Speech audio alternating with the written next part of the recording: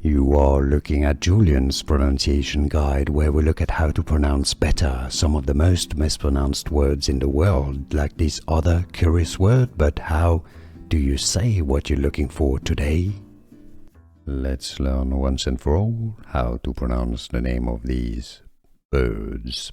Passerin, I think that's how you pronounce it. Passerin birds. The spelling makes it confusing, but it's easy once you know.